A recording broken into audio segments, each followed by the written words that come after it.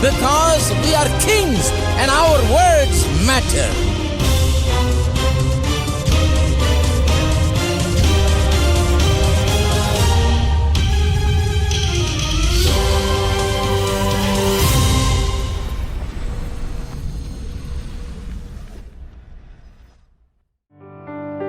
Lord, I lift your name on high.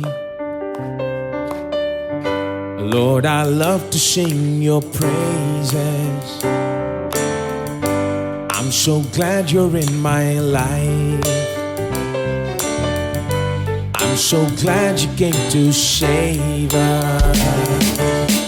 You came from heaven to earth to show the way, from the earth to the cross. My debt you paid, from the cross to the grave, from the grave to the sky. Lord, I lift your name on high. Lord, I lift your name on high. Lord, I love to sing your praises. I'm so glad you're in my life. I'm so glad you came to save us. You came from heaven to earth to show the way, from the earth to the cross. My debt to pay, from the cross to the grave, from the grave to the sky. Lord, I lift your name on high. You came from heaven to earth to show the way, from the earth to the cross. My debt to pay, from the cross to the grave, from the grave to the sky. Lord, I lift your name on high. You came from heaven to earth to show the way, from the earth to the cross. My debt to pay, from the cross to the grave, from the grave to the sky. Lord, I lift your name on high. So one more time, you came from heaven to earth to show the way, from the earth to the cross. My debt to pay, from the cross to the grave, from the grave to the sky. Lord, I lift your name on high.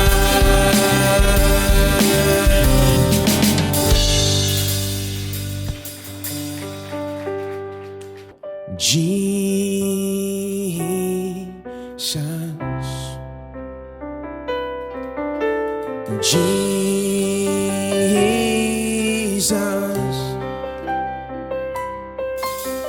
Holy and Anointed One, Jesus,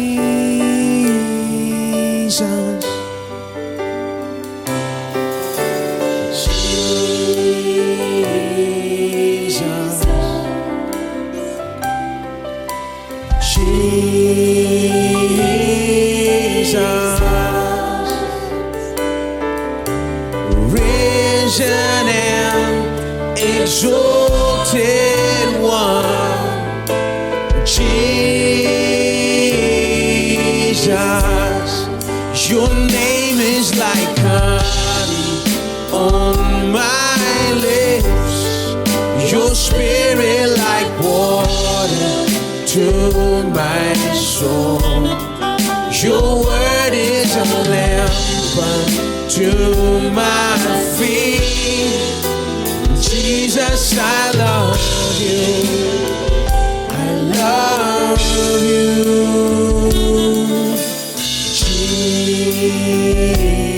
Jesus,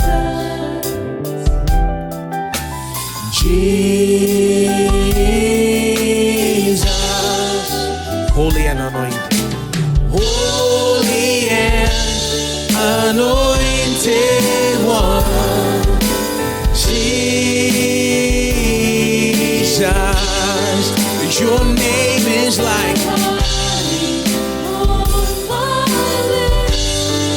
your spirit like water to my soul. Your word is a lamp unto my feet. Jesus, I love you. I love you. Your name is like honey on my lips. Your spirit like water to my soul. Your word is a lamp unto my feet. Jesus, I love you. I love you.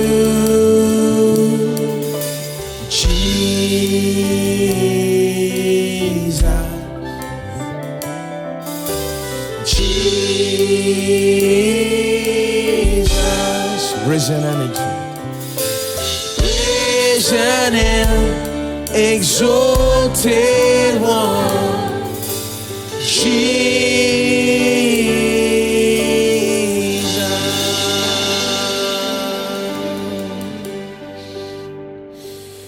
உயிரோடு எழுந்தவரே,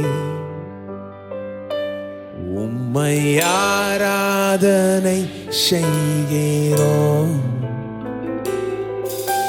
ஜீவனின் அதிபதியே, உம்மை ஆராதனை செய்கிறோம். உயிரோடு எழுந்தவரே, உம்மை ஆராதனை ஜீவனின் அதிபதியே, உம்மை ஆராதனை செய்கிறோம்.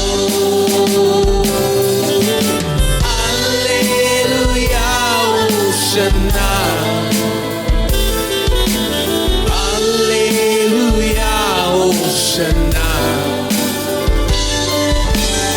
அல்லேலூயா ஓசன்னா, அல்லேலூயா ஓசன்னா, அல்லேலூயா ஓசன்னா, அல்லேலூயா ஓசன்னா, அல்லேலூயா ஓசன்னா,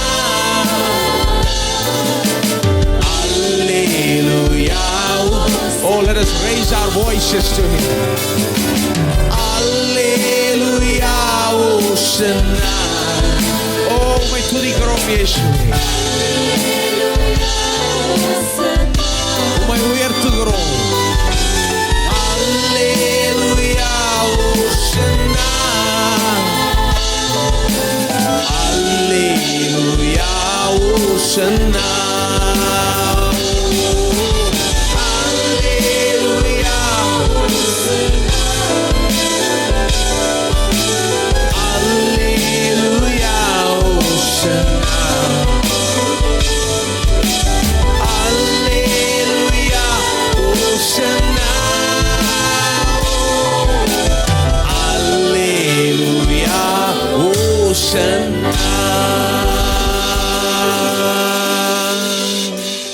Oh, let us continue to exalt the risen Lord Jesus in our midst. உயிர்த்தெழுந்த ஆண்டவராகிய இயேசு கிறிஸ்துவை நம் மத்தியிலே நாம் தொடர்ந்து உயர்த்துவோம். Oh, He is in our midst. அவர் நம் மத்தியிலே இருக்கிறார். Jesus is present here. இயேசு இங்கே இருக்கிறார். He is present with power. அவர் வல்லமையோடு இங்கே இருக்கிறார். He is present for a purpose.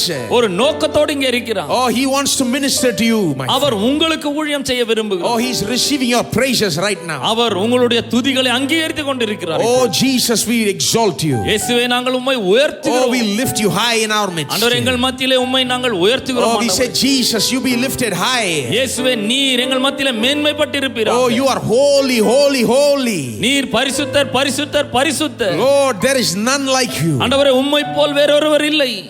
Oh, we join with all the angels in worshiping you. ஆண்டவரே உம்முடைய தூதர்களோடு சேர்ந்து நாங்கள் உம்மை ஆராதிக்கிறோம். Oh, we praise you, Lord. ஆண்டவரே உம்மை நாங்கள் துதிக்கிறோம். Oh, we thank you for what you have done. நீர் எங்களுக்காக செய்திருக்கிற காரியங்களுக்காக by dying and rising again for us. எங்களுக்காக அவரை மரிக்க செய்து உயிர்த்தெழச் செய்திருக்கிறீர். Oh, we praise you, Jesus. இயேசுவே நாங்கள் உம்மை துதிக்கிறோம். Oh, Father God, we thank you for this time that you've given us to worship you. பிதாவாகிய தேவனே, உம்மை ஆராதிக்கும்படியாக நீர் எங்களுக்கு கொடுத்த இந்த அற்புதமான நேரத்துக்காக உமக்கு நன்றி We செலுத்துகிறோம். thank you for this opportunity that you've given us to remind ourselves of what Jesus has done, finished for us. இயேசு எங்களுக்காக செய்து முடித்திருக்கிறவைகளை நாங்கள் நினைவு கூறும்படி எங்களுக்கு செய்திருக்கிறதுக்காக உமக்கு நன்றி Oh, செலுத்துகிறோம். help us to remember correctly. ஆண்டவரே, சரியான விதத்தில் நினைவு கூற உதவி செய்வீராக. Help us to remember powerfully. வல்லமையான விதத்தில் நினைவு கூற உதவி செய்யும். Help us to remember with faith, oh God. விசுவாசத்தோடு நினைவு கூற உதவி செய்வீராக. Help us to partake communion with faith right now. விசுவாசத்தோடு இப்பொழுது திருவிருந்திலே பங்கு கொள்ள உதவி செய்வீராக. Help us to experience and actually receive the very blessings of God as we partake of the elements. ஆண்டவரே, இதிலே நாங்கள் பங்கு கொள்ளும்போது கர்த்தருடைய ஆசீர்வாதங்களிலே நாங்கள் பங்கடைய எங்களுக்கு உதவி May the Spirit of God move mightily in our midst. பரிசுத்த ஆவியானவர் வல்லமையான விதத்தில் எங்கள் மத்தியிலே அசைவாடுவீராக. And may the Spirit of God draw us closer unto you. கர்த்தருடைய ஆவியானவர் எங்களை பக்கமாக இழுத்துக் Oh, கொள்வீராக. we pray for each and every person who's come and each and every person participating through internet and television. இங்கு வந்திருக்கிற ஒவ்வொரு நபருக்காக ஜெபிக்கிறோம். இணையதளம் மற்றும் தொலைக்காட்சி மூலமாக கலந்து கொள்கிற ஒவ்வொருவருக்காக நாங்கள் Oh, ஜெபிக்கிறோம். make your presence real to each person, oh God. உம்முடைய பிரசன்னத்தை அவர்களுடைய வாழ்க்கையில நிஜமாக்குவீராக Oh, ஆண்டவரே. may they sense your presence and experience it right now in this place. இப்பொழுதே உம்முடைய பிரசன்னத்தை அவர்கள் அனுபவிக்கட்டும், உணரட்டும் என்று நான் ஜெபிக்கிறேன். May they experience the power and the freedom and the peace and the joy of your presence. உம்முடைய பிரசன்னத்தில் இருக்கிற சந்தோஷம், சமாதானம், வல்லமை, மகிழ்ச்சி அவர்கள் கொண்டாடட்டும் Oh, என்று we commit this the rest of this service into your mighty இந்த hands. முழு ஆரான வல்லமையின் கரத்திலே ஒப்பு கொடுக்கிறோம். Take it and use it for your glory, oh எடுத்து God. உம்முடைய மகிமைக்காக In பயன்படுத்துவீராக. Jesus' name we pray. இயேசுவின் நாமத்திலே நாங்கள் ஜெபிக்கிறோம். Amen. Amen. You may be seated. நீங்கள் உட்காரலாம்.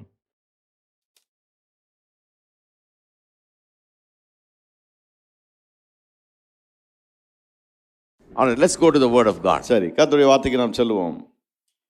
We've been teaching on material prosperity, whether it's good or bad. பொருளாதார செழிப்பு நல்லதா கெட்டதா இதைதான் நாம் போதித்து வருகிறோம். A lot of Christians say it's really evil and bad. நிறைய கிறிஸ்தவங்க என்ன சொல்றாங்க, இல்ல அது ரொம்ப கெட்டது தீமையானது அப்படின்றாங்க. I think we have made a big mistake, embracing this kind of philosophy. இப்படிப்பட்ட ஒரு தத்துவத்தை தழுவி கொண்டது மூலமாக நம்ம ரொம்ப பெரிய ஒரு தவறை செய்துட்டோம்னு நான் நினைக்கிறேன். Missing out on the blessings of God. தேவனுடைய ஆசீர்வாதங்கள்லாம் தவற விட்டுட்டோம். Been showing you how God made a world full of material resources and put man in that world and saw him in that condition and said it's very good. நான் உங்களுக்கு என்ன காண்பித்து வருகிறேன், எல்லா பொருளாதார வளங்களும் நிறைந்த ஒரு உலகத்தை தேவன் உண்டாக்கி அதிலே மனுஷனை தேவன் வைத்து அதன் பிறகு அதை குறித்து சொல்லுகிறார் மிகவும் நன்றாக இருந்தது அப்படின்னு. That is the condition that God has made as a paradigm for man's life. இப்படிப்பட்ட ஒரு நிலையிலே தான் மனுஷன் வாழ வேண்டும் என்று அந்த நிலையை தேவன் நமக்கு முன்மாதிரியை போல வைக்கிறார். Now even after the fall and the curse and everything, again and again when God tries to redeem people like Noah, Abraham, Isaac, Jacob, Joseph, he tries to always bring them back to that condition. மனுஷன் பாவத்தில் விழுந்து அந்த நிலைமையிலிருந்து வெளியே வந்த பிறகு தேவன் மனுஷனை மீட்டெடுக்க முயற்சி செய்கிறார். நோவாவின் மூலமாக, பிறகு தொடர்ந்து ஆபிரகாம் மூலமாக, மற்றவர் மூலமாக இஸ்ரவேல் ஜனமாக மீட்டெடுக்கும் போது என்ன செய்கிறார்னா, ஆதியிலே ஆதாமுக்கு என்ன நிலையில கொண்டு வந்து அவனை வைத்தாரோ அதே நிலைக்கு தான் கொண்டு வர முயற்சி செய்கிறார். He's trying to bless them materially. அதாவது பொருளாதார ரீதியிலே அவர்களை ஆசீர்வதிக்க முயற்சிக்கிறார். So a lot of Christians today cannot understand why material blessing is so emphasized with these stories. அதாவது இந்த கதைகள் மூலமாக பொருளாதார ஆசீர்வாதம் ஏன் இந்த அளவுக்கு வலியுறுத்தப்படுகிறது என்பது நிறைய விசுவாசிகளுக்கு விளங்கல. That's why some people hate Abraham, Isaac, Jacob and Joseph stories. ஆவேதான் சில பேர் பாருங்க ஆபிரகாம், ஈசாக்கு, யாக்கோபு, யோசேப்பு கதையெல்லாம் அவ்வளவு வெறுக்கிறாங்க. They say it's totally against our philosophy. என்ன சொல்றாங்க, எங்க கொள்கைக்கும் அதுக்கும் ஒத்தே வராது. What is their philosophy? அவங்களுடைய கொள்கை என்ன? Leave everything, say no to everything and renounce everything and say I don't want anything in this world. எல்லாத்தையும் விட்டுடுங்க, எல்லாத்தையும் திறந்துடுங்க, இந்த உலகத்துல எனக்கு எதுவுமே வேண்டாம்னு சொல்லிடுங்க. அதுதான் அவங்களுடைய கொள்கை. That is the height of spirituality. அதுதான் அவங்களுடைய ஆவிக்குரிய வாழ்க்கையின் உச்சம். Nowhere in the Bible it teaches that. பைபிள்ல எங்க சொல்லுது அந்த மாதிரி? Only in Chennai. சென்னையில மட்டும் தான் அந்த மாதிரி போதிக்கிறாங்க. Only these people teach that, but nowhere in the Bible it is. பைபிள்ல எங்கேயும் கிடையாது அது. சென்னையில தான் இவங்க போதிச்சிட்டு இருக்காங்க. You show me one poor man of God in the Old Testament. பழைய ஏற்பாட்டுல ஒரு ஏழை தேவ மனுஷன் நீங்க காட்டுங்க பார்க்கலாம். In the New Testament also there is none. புதிய ஏற்பாட்டுல கூட யாரும் கிடையாது. You think Paul was poor and went all over the world? நீங்க நினைக்கிறீங்களா பவுல் வந்து ரொம்ப ஏழைங்க ஆனாலும் ஒரு டீமை கூட்டிட்டு உலகம் முழுக்க பிரயாணப்பட்டாருன்னு? Today's preachers have a difficulty going all over the world by themselves. இன்னைய பிரச்சனைகள் பாருங்க, தனியாலாம் உலகம் முழுக்க போறதுக்கு அவங்களுக்கு பிரச்சனையா இருக்கு. Paul would have gone all over the world with a team. Pavul பாருங்க டீமோடு அவர் குழுவோடு உலகம் முழுக்க போனார். So it's wrong to think that all these people are poor and they are the paradigm for our lives. ஆகவே இந்த ஆட்கள் எல்லாம் ஏழைகள், நாம ஏழைகளா இருக்கிறதுக்கு இவங்க தான் நமக்கு மாதிரி நினைக்கிறது தவறு. So please listen. ஆக தயவு செய்து கவனிங்க. One of the best examples in the Old Testament is the people of Israel. பழைய ஏற்பாட்டில் இதுக்கு மிக சிறந்த உதாரணமே இஸ்ரவேல் மக்கள் Their தான். deliverance from Egypt and their entry into the promised land is again a great example of what God wants to do in redemption, how he wants to bring them to a place of blessing. அதாவது தேவன் மீட்பில் என்ன செய்ய விரும்புகிறார், மீட்கும் போது ஆசீர்வாதத்தின் இடத்துக்கு நம்மை கொண்டு வர விரும்புகிறார் என்பதற்கு மிக சிறந்த உதாரணமே இஸ்ரவேல் ஜனங்க தான். எகிப்தின் அடிமைத்தனத்திலிருந்து மீட்டு வாக்கு பண்ணப்பட்ட தேசத்துக்குள்ள அவங்களை கொண்டு வராரு பாருங்க. Wilderness was not his plan. வனாந்தரம் தேவனுடைய திட்டம் அல்ல. And manna was not his plan. மன்னா தேவனுடைய திட்டம் அல்ல. It was only a temporary thing. அதெல்லாம் To தற்காலிகமானது. last only a few days. ஒரு சில நாட்களுக்கு தான் அதெல்லாம். Not even 2 weeks. 2 வாரத்துக்கு கூட கிடையாது. The long-term plan is to bring them into the promised land flowing with milk and honey. தேவனுடைய நெடுங்கால திட்டம் என்ன? பாலும் தேனும் ஓடுகிற தேசத்துக்குள்ள அவங்களை கொண்டு வருவது. So that is a big paradigm for us. அதுதான் நமக்கு முன்னாடி இருக்க ஒரு பெரிய மாதிரி. So we've been looking at it, அதை தான் நம்ம பார்த்துட்டு வரோம். trying to show you that that's what God desires. What he showed in the first 2 chapters is what he is trying to bring people back into. He's bringing them into that same condition again and again. முதல் 2 அதிகாரங்களில் தேவன் என்ன ஒரு நிலையை காண்பிக்கிறாரோ அதே நிலைக்குள்ளாக தான் மீட்கப்பட்ட ஜனங்களை திரும்ப திரும்ப கர்த்தர் கொண்டு வர முயற்சி செய்கிறார் என்பதை உங்களுக்கு காண்பித்து வருகிறேன். So this is what we've been looking at last few weeks. கடந்த சில வாரங்களாக இதை தான் நம்ம கவனிச்சிட்டு வந்தோம். I said we'll look at 2 things. நான் சொன்னேன் இல்லையா, 2 காரியங்களை The கவனிக்க land போறோம். and its laws. தேசமும் அதனுடைய சட்டங்களும். Talking about the promised land. நான் சொல்றது வாக்கு பண்ணப்பட்ட The தேசம். promised land and the laws given to the people who are going to live in the promised land. வாக்கு பண்ணப்பட்ட தேசமும் அதுல வாழ போற மக்களுக்கு கொடுக்கப்பட்ட சட்ட திட்டங்களும். We already studied about the land. ஏற்கனவே தேசத்தை குறித்து படிச்சிட்டோம் நாம. What is the land like? அந்த தேசம் The எப்படிப்பட்டது? biblical description goes like this. வேதம் அதை எப்படி வர்ணிக்குதுன்னு கொஞ்சம் கவனிங்க. It's a good land. அது நல்ல தேசம் என்று Where does சொல்லுது. that idea come from? அந்த ஐடியா எங்க இருந்து வருது? The God who said 7 times all these things are good, he wants to take them to the good land. பாருங்க 7 முறை எல்லாத்தையும் நல்லது நல்லதுன்னு சொன்ன அதே தேவன் தான் இவங்களை நல்ல தேசத்துக்குள்ள கொண்டு போக விரும்புறார். The good here in the land is the same as the good in the first chapter. இந்த நிலத்தை பற்றி நல்லதுன்னு சொல்லுது. இந்த நல்லது தான் முதல் அதிகாரத்துல சொல்ல அத குறித்து நல்லதுன்னு சொல்லப்படுது. அதேதான். It's a good land. அது நல்ல தேசம்.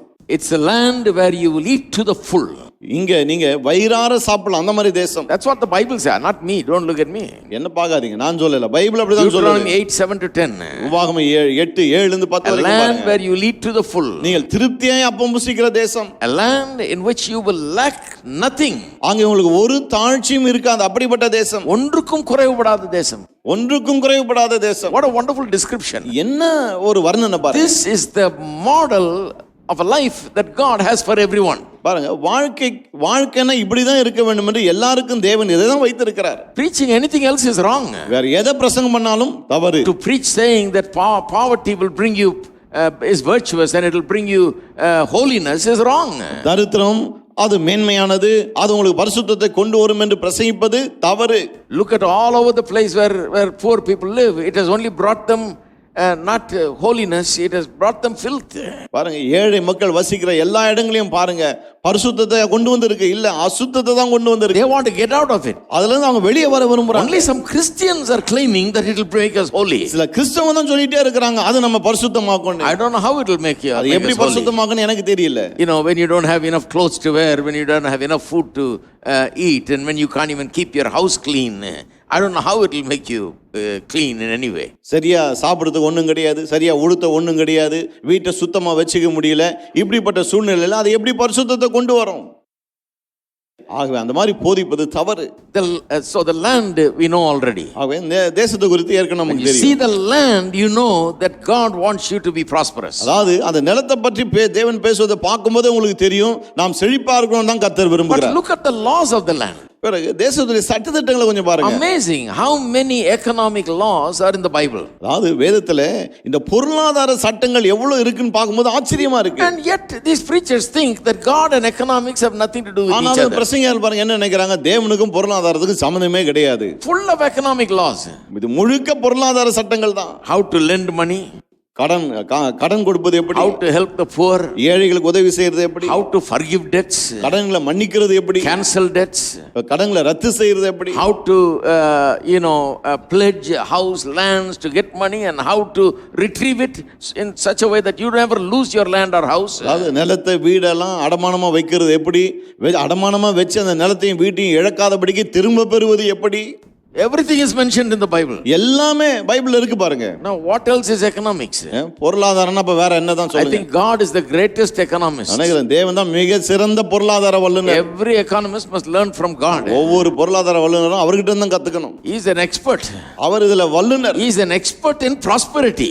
செழிப்பிலே அவர் வல்லுனர். He is a prosperous God. அவர் செழிப்பின் தேவன். Hello. Hello. Some people call me prosperity preacher. சில பேர் என்ன செழிப்பு பிரசங்கியார்ன்றாங்க. அதை விடுங்க, அவர் prosperity தேவன். He is a prosperity God. அவர் செழிப்பின் தேவனா இருக்கிறார். Then what else could you and me be? அப்போ நீங்களும் நானும் வேற எப்படி தான் இருக்க முடியும்? So this is so important to understand. ஆகவே இதை நாம் விளங்கிக்கிறது ரொம்ப முக்கியம். Now we have been looking at the laws of the land. தேசத்தினுடைய சட்டதிட்டங்களை பார்த்தோம் இல்லையா? We saw there are economic laws. பொருளாதார சட்டங்களை பார்த்தோம். But last week I began to talk about the other laws. போன வாரம் மற்ற சட்டங்களை குறித்து பார்க்க ஆரம்பிச்சோம். The laws that don't look like economic laws, but yet those laws make an impact upon our economic life. அதாவது அந்த சட்டங்களை பார்க்கும்போது பொருளாதார சட்டங்களை போல தெரியாது, ஆனாலும் அந்த சட்டங்கள் நம்முடைய பொருளாதார வாழ்க்கையில ஒரு பெரிய தாக்கத்தை ஏற்படுத்துகிறது. What laws? என்ன சட்டங்கள்? Laws like the 10 commandments. 10 கட்டளைகள் உதாரணத்துக்கு சொல்லலாம். Those laws don't look like economic laws. அந்த 10 கட்டளைகளை பாருங்க, பார்க்க பொருளாதார சட்டங்களை போல தெரியாது. But they have everything to do with economic life also. ஆனா அந்த சட்டங்கள் நம்முடைய பொருளாதார வாழ்க்கையோடு கூட மிகவும் சம்பந்தப்பட்டவை. So I began to talk about how there are certain factors that must be there in order for a society or individual to become prosperous. ஆகவே அதுல இருந்து என்ன பார்க்க ஆரம்பிச்சோம், ஒரு சமுதாயமோ அல்லது ஒரு தனி மனிதனோ செழிக்க வேண்டும் என்று விரும்பினால் அதுல சில காரியங்கள் அடங்கி இருக்கிறது. அது என்ன காரியங்கள் என்று பார்க்க ஆரம்பித்தோம். One, I said there must be certain spiritual beliefs. ஒன்று நான் சொன்னேன்ல, சில ஆவிக்குரிய நம்பிக்கைகள் இருக்கு. Among the spiritual beliefs, the first thing is that we must believe there is a God who is a living God who is watching over us. And this philosophy of a living God watching over us and we are accountable to Him makes us work totally differently. Our work culture has changed. அந்த முதலாவது ஆவிக்குரிய நம்பிக்கை என்ன? ஜீவனுள்ள தேவன் ஒருவர் இருக்கிறார், அவர் நம்மை எப்போதும் கவனித்துக் கொண்டே இருக்கிறார், நாம் அவரிடத்துல கணக்கு ஒப்புவிக்க வேண்டும்.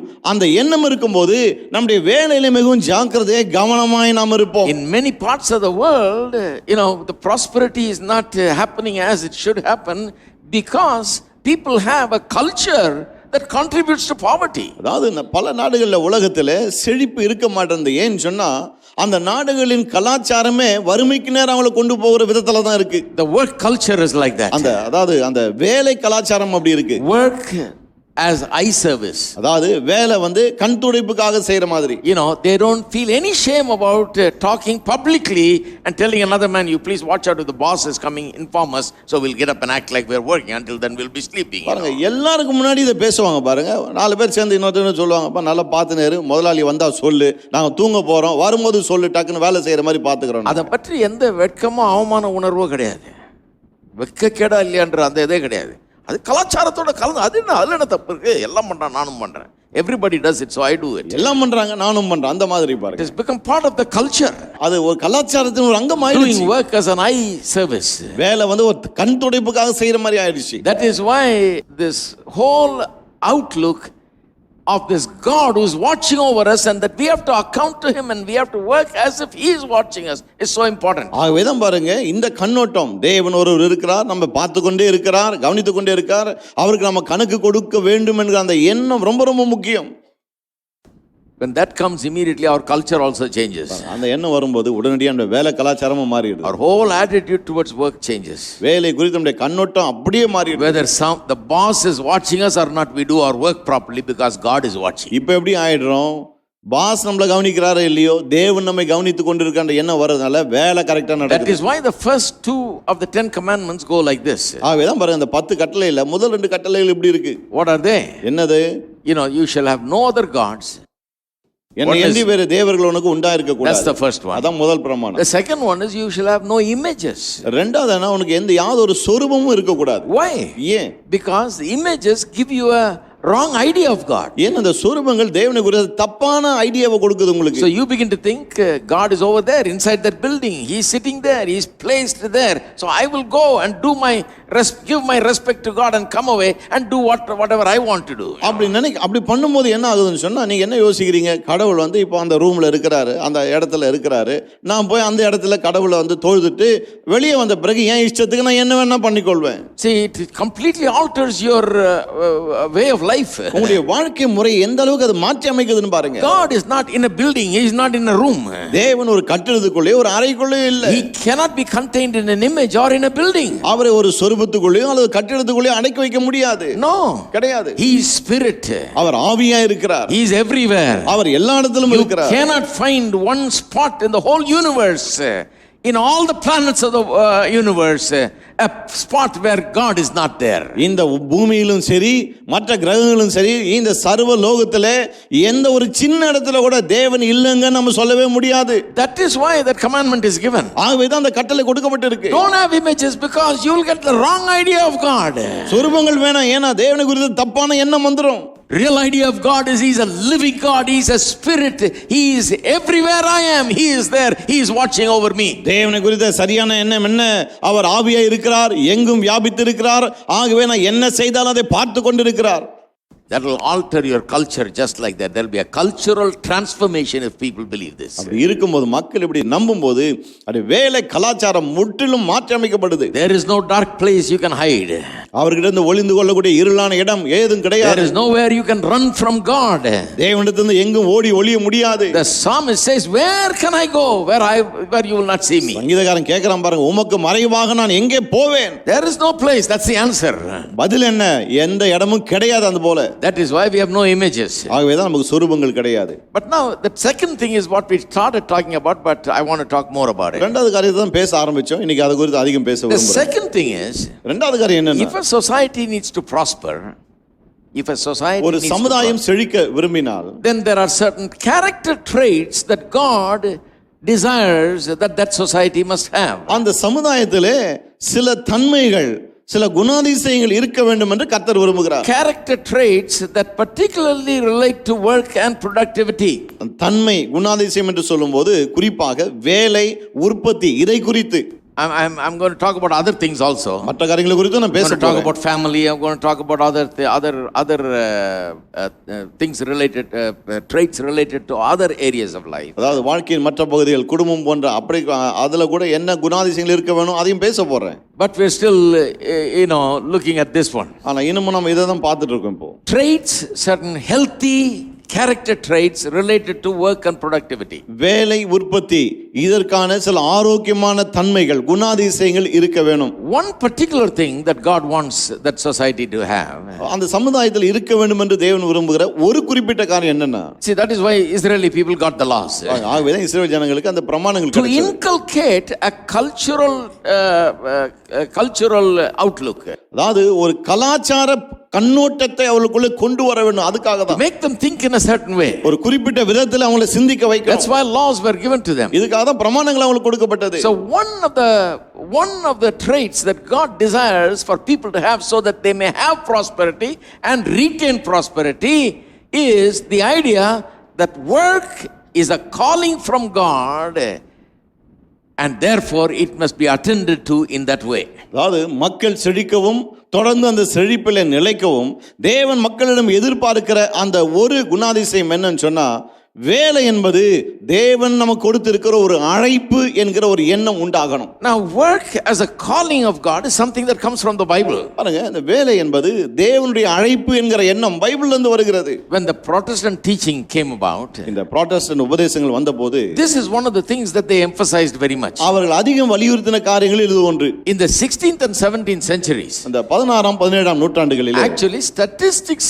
say, some of the sociologists and economists studying that period have pointed out, some of the great sociologists and economists have pointed out this fact that statistics say that people that believed in the Protestant teaching were so impacted by it, their work culture was so changed. அதாவது இந்த 16ஆம் நூற்றாண்டுகளை குறித்து சில சமூக ஆர்வலர்களும் சில பொருளாதார நிபுணர்கள் என்ன சொல்றாங்கன்னா, புராட்டஸ்டன்ட் போதனைகள் மக்களுக்குள்ளே ஒரு மிகப்பெரிய பாதிப்பை ஏற்படுத்தினபடினாலே அதன் விளைவாக அந்த மக்களுடைய வேலை கலாச்சாரமே பாதிக்கப்பட்டதுன்றாங்க. They systematically show various areas and how there was a big difference between Protestant people and others. அதாவது புராட்டஸ்டன்ட் மக்களுக்கும் மற்றவர்களுக்கும் எப்பேற்பட்ட ஒரு பெரிய ஒரு வித்தியாசம் இருந்தது என்பதை ரொம்ப காட்டுறாங்க அவங்க. By studying the thing, இதெல்லாம் படிச்சு காட்டுறாங்க.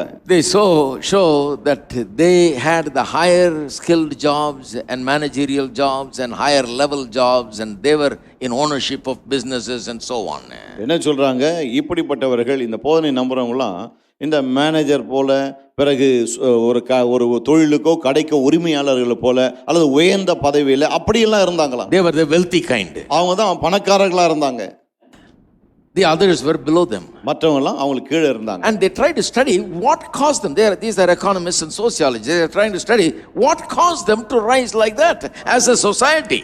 இவங்களாம் பொருளாதார வல்லுநர்கள், சமூக வல்லுநர்கள். அவங்க என்ன படிக்க முயற்சி பண்ணாங்க, ஒரு சமுதாயமா இப்படி உயர்ந்தாங்க இல்லையா, அதுக்கு என்ன காரணம், அதை ஆராய முற்பட்டாங்க. Is it because they belong to a particular language group or a particular country that their spirit is like that, so they worked like that? அதாவது இவங்கலாம் ஒரு குறிப்பிட்ட நாட்டை சேர்ந்தவங்க அல்லது குறிப்பிட்ட மொழியை பேசுறவங்க, அந்த ஊர்லயே எல்லாம் அப்படிதான், ஆகவே அதனால தான் இவங்களும் இப்படி இருந்தாங்கன்னா அந்த மாதிரி ஏதாவது காரணம் இருக்கா? Is it some kind of for Germans, is it a Germanic spirit, a positive attitude or something?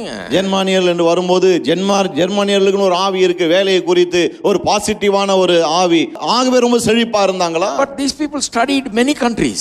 இது போல பல நாடுகளை குறித்து படிச்சாங்க இவங்க. Not just Germany. வெறும் ஜெர்மனி மட்டும் They கிடையாது. studied Holland, France and England and all these societies. Holland, France, England போன்ற எல்லா சமுதாயங்களும் படிச்சாங்க. It is not a particular language group, not because of a particular language or nationality. அதாவது கடைசியில் என்ன கண்டுபிடிச்சாங்க, ஏதோ குறிப்பிட்ட மொழியினாலேயோ அல்லது குறிப்பிட்ட நாட்டினாலேயோ கிடையாது. The success cannot be attributed to those things.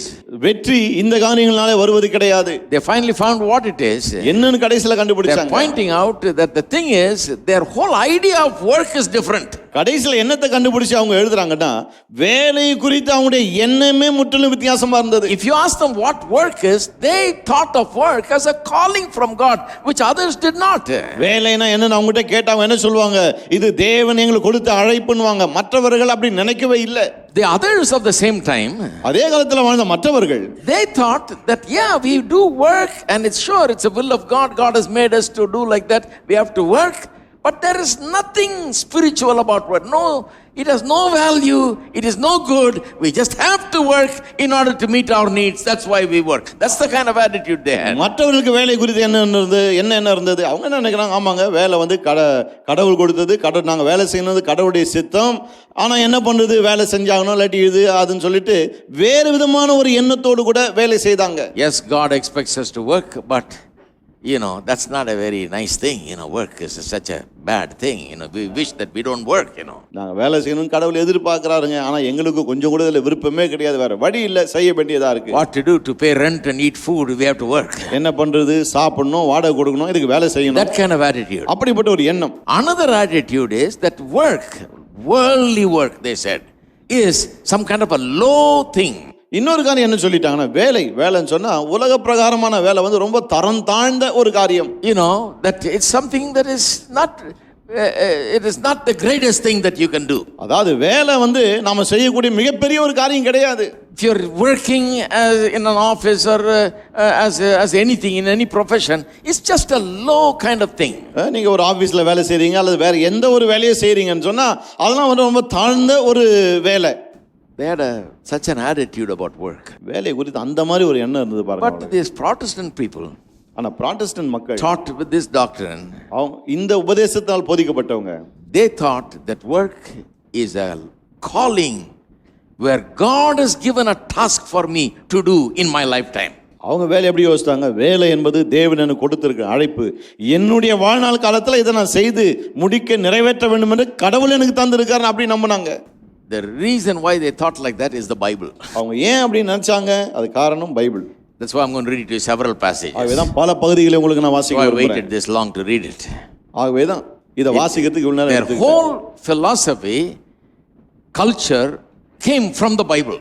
அவங்களுடைய இந்த விதமான ஒரு தத்துவம், கொள்கை, கலாச்சாரம் எல்லாமே வேதத்திலிருந்து வந்தது. Everybody started reading the Bible. எல்லாரும் பைபிளை வாசிக்க ஆரம்பிச்சாங்க. So these preachers can take the Bible, Luther and Calvin and all these people could take the Bible and teach and preach, and the people said, yeah, this is what the Bible says, you know. என்ன ஆச்சு? Luther, Calvin போன்ற பிரசங்கர் எல்லாம் Bible எடுத்து பிரசங்கம் பண்ண ஆரம்பிச்சாங்க. மக்களும் பைபிளை பார்த்தாங்க. என்ன சொல்லிட்டாங்க? ஆமா, பைபிள் அப்படிதான் இருக்குன்னாங்க. Before that, religion was basically ritualistic and ceremonial. அதுக்கு முன்னாடி மதம் பக்தி என்பது வெறும் சடங்காச்சாரமா தான் இருந்தது. You know, you do this, you do that, you come and do this kind of a thing, that kind, but no real Bible teaching. அதாவது உண்மையான வேத போதனை இல்லை. அதுக்கு பதிலாக நீங்க இந்த சடங்கு செய்யுங்க, அந்த சடங்கு செய்யுங்க, இப்படி பண்ணுங்க, அப்படி பண்ணுங்கன்னு அந்த மாதிரி தான் இருந்தது.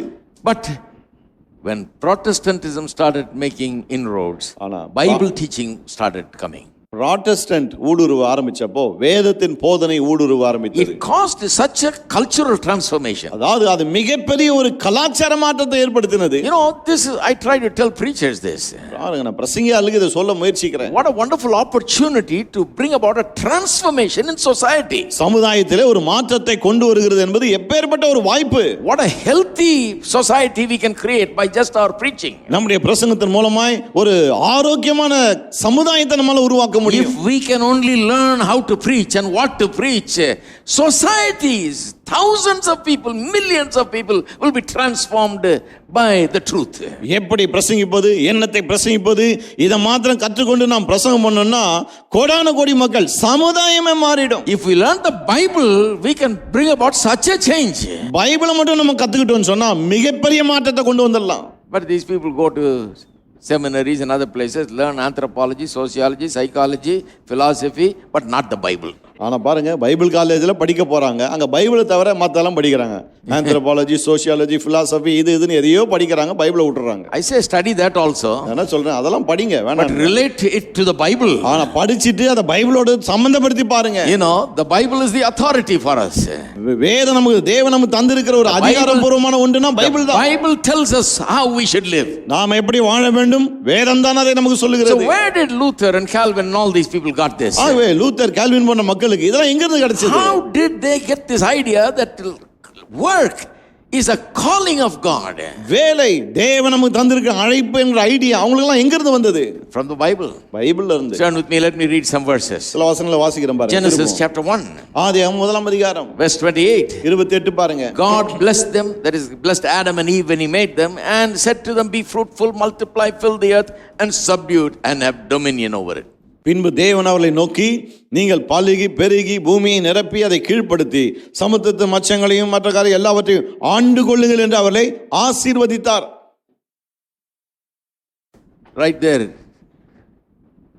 God is giving man a lot of things to do. பாருங்க, இங்கே பார்க்கிறோம், தேவன் மனுஷனுக்கு நிறைய காரியங்களை கொடுக்கிறார் செய்வதற்கு. He is not supposed to sit around and eat. அவன் சும்மா உட்கார்ந்து சாப்பிடக்கூடாது. No, கிடையாது. he needs to become fruitful, multiply, fill, subdue everything that goes wrong, correct everything, dominate over everything and make everything right. பாருங்க, அவன் பலுகி பெருகி பூமியை நிரப்பி அதை கீழ்ப்படுத்தி அப்படின்னு சொன்னா எதெல்லாம் தப்பா வேறு விதமா போகுது எல்லாவற்றையும் சரி செய்து அப்படிதான் அவன் ஆண்டு கொள்ள வேணும் அப்படின்றாரு. Chapter 2, இரண்டாம் அதிகாரம் verse 15. 15ஆம் வசனம். Then God, the Lord God, took the man and put him in the Garden of Eden and to tend and keep it. தேவனாகிய கர்த்தர் மனுஷனை ஏதேன் தோட்டத்தில் அழைத்து கொண்டு வந்து அதை பண்படுத்தவும் காக்கவும் வைத்தார். God gave employment to Adam. தேவன் ஆதாமுக்கு வேலையை கொடுத்தார். 100% employment in God's economy. தேவனுடைய பொருளாதாரத்தில் வேலை இல்லாதால் யாரும் கிடையாது. God didn't look at Adam and say, Adam, I don't know what I should tell you to do because there's nothing to do. தேவன் ஆதாம் பார்த்து, ஆதாமே உனக்கு என்ன வேலை கொடுக்குன்னு தெரியலப்பா, ஏன்னா செய்ய ஒரு வேலையும் இல்லைன்னு சொல்லல. கொஞ்ச நாள் காத்திரு பார்ப்போம், காத்திருப்போர் பட்டியல்ல இரு. We don't have nothing for you.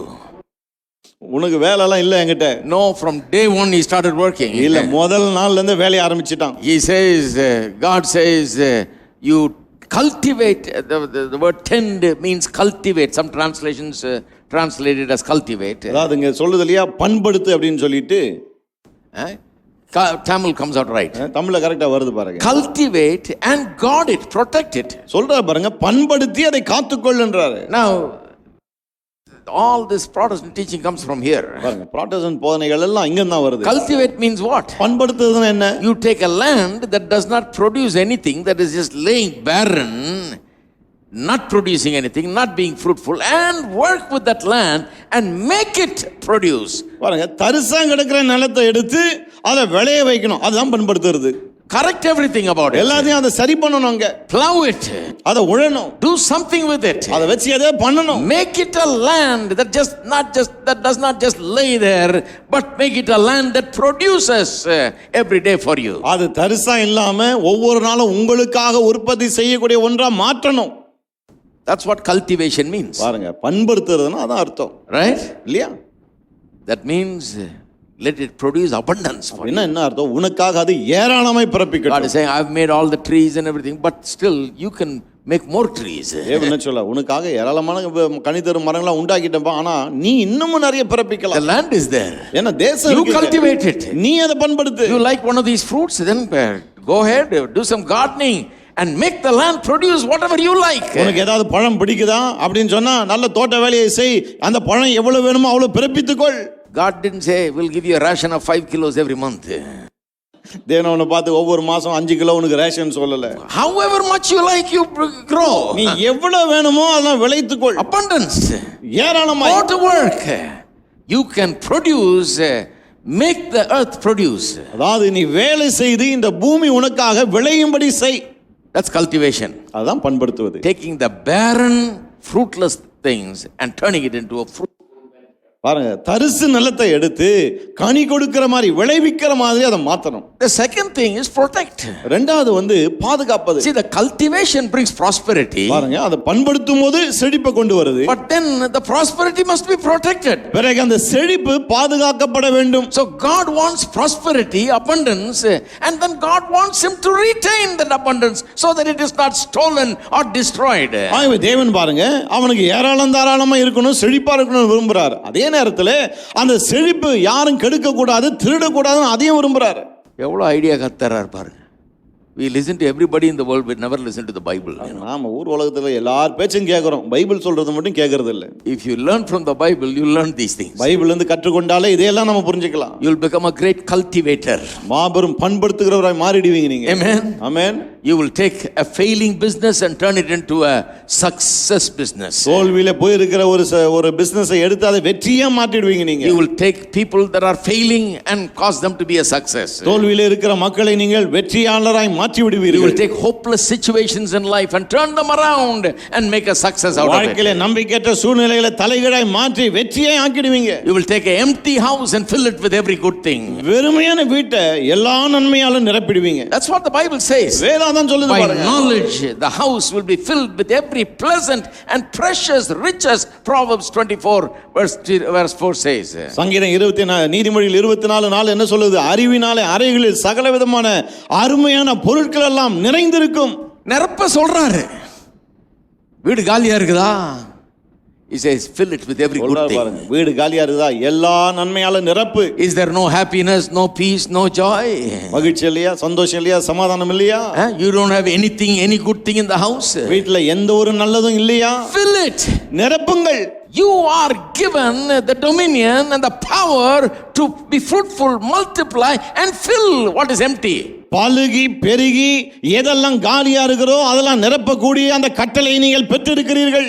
So that is cultivation. அதான் பண்படுத்துவது. And then protection. பிறகு பாதுகாப்பு. Retain it. அதை பத்திரப்படுத்தி God வச்சுங்க. doesn't want you to lose that prosperity. நீங்க அந்த செழிப்பை இழக்க கூடாதுன்னு கர்த்தர் wants you to விரும்புகிறார். stay in that.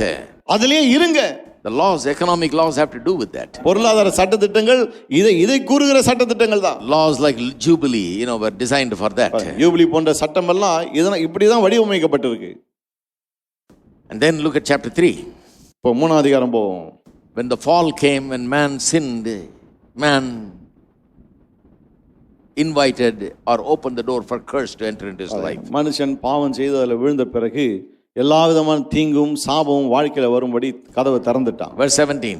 17ஆம் வசனம். God is talking to Adam. தேவன் ஆதாம் கிட்ட பேசுகிறார். Adam, God said, because you have heeded the voice of your wife and have eaten from the tree of which I commanded you, saying you shall not eat of it, cursed is the ground for your sake, in toil you shall eat of it all the days of your life. பின்பு அவர் ஆதாமை நோக்கி, நீ உன் மனைவியின் வார்த்தைக்கு செவி கொடுத்து புசிக்க வேண்டாம் என்று நான் உனக்கு விலக்கின விருட்சத்தின் கனியை புசித்தபடியினாலே பூமி உன் நிமித்தம் சபிக்கப்பட்டிருக்கும்.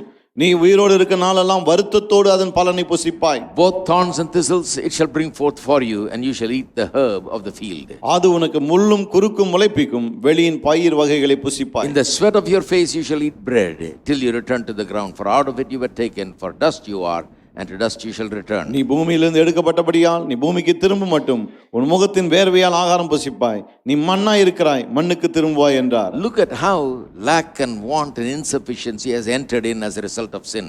பாவத்தின் விளைவாக குறைவு, தாழ்ச்சி, இல்லாமை, பற்றாக்குறை எப்படி உள்ள நுழைஞ்சதுன்னு பாருங்க. 17th verse says, now there is toil.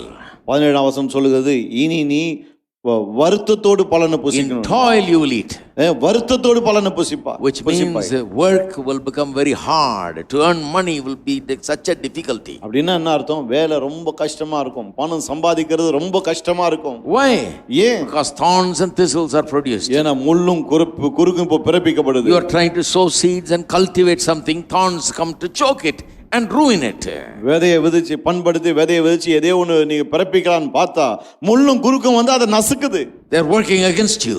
அவைகள் உங்களுக்கு எதிராக வேலை There செய்யுது. are forces that are working against our prosperity. நம்முடைய செழிப்புக்கு எதிராக செயல்பட்டு கொண்டிருக்கும் சில சக்திகள் இருக்கு. Thirdly, மூன்றாவது, in the sweat of your face you shall eat bread. நெற்றி வேர்வையால் ஆகாரம் புசிப்பாய்.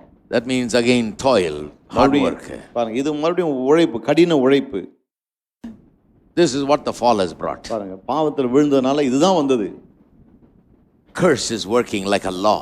சாபம் ஒரு பிரமாணம் போல வேலை செய்யுது. Like the law of gravity. உதாரணத்துக்கு இந்த புவி ஈர்ப்பு பிரமாணம் It's போல constantly pulling down. அது எப்போதுமே கீழே இழுத்துட்டே இருக்கு. If I take one more step from here I'll fall down. பாருங்க, இங்க இருந்து இன்னும் ஒரு அடி எடுத்து வச்சேன்னா கீழே தான் விழுவேன் நான். Why? ஏன்? Because that's law of gravity. ஏன்னா அதான் புவி ஈர்ப்பு I பிரமாணம். can't just take one more step and just keep walking. இன்னும் ஒரு at the அடி same எடுத்து வச்சு level. அப்படியே நான் நடந்து வந்துட முடியாதுங்க. No. கிடையாது. Because the law of gravity will pull me down. ஏன்னா புவி ஈர்ப்பு பிரமாணம் எனக்கு கீழே இழுக்கும். That means planes cannot fly. It should fall down. அப்படின்னு சொன்னா ஏரோப்ளேன்லாம் பறக்க முடியாத, கீழே தானே விழணும். But airplanes fly. ஆனா விமானங்கள் பறக்குது. Why? Because they fly because of another law, a superior law. ஏன் பறக்குதுன்னா இதை விட ஒரு பெரிய பிரமாணத்தை கொண்டு அது பறக்குது. A law that helps overcome the law of gravity. இந்த புவி ஈர்ப்பு பிரமாணத்தை மேற்கொள்ளக்கூடிய ஒரு பிரமாணம் அது. That is the law of lift. அதுதான் இந்த தூக்கு விசை பிரமாணம். While the law of gravity is working, plane still stays up. புவி ஈர்ப்பு விசை வேலை செய்து ஆனாலும் பிளேன் மேல போகுது. The curse is in the land, in the earth. பூமியிலே சாபம் இருக்கு. But we are not under curse. ஆனா நாம சாபத்தின் கீழே இல்லை. That which makes the airplane fly, that kind of power is inside of us. ஏரோப்ளேனை பறக்க வைக்கிற அந்த சக்தி இருக்கே, அப்பேற்பட்ட ஒரு சக்தி நமக்குள்ளாக இருக்கு. The law of curse that came into the world through sin is pulling us down on the one hand, but that which came through Jesus Christ and through redemption is pulling us up. பாவத்தின் மூலமாக இந்த உலகத்துக்குள்ளே வந்த சாப பிரமாணம் நம்ம கீழே இழுக்கிறது. மீட்பின் மூலமா இயேசுவின் மூலமா வந்த அந்த பிரமாணம் நம்ம மேல தூக்குது.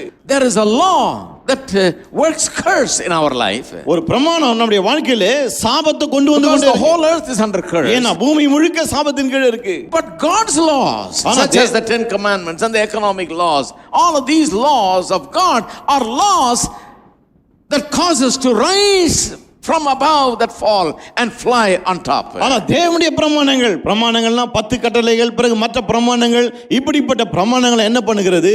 நம்ம உயர எழும்பி பறக்கும்படி செய்கிறது. Even though curse may be there, we can still fly. சாபம் இருந்தாலும் நாம் பறக்க முடியும். There is a law that pulls down, but there are laws that will raise you up.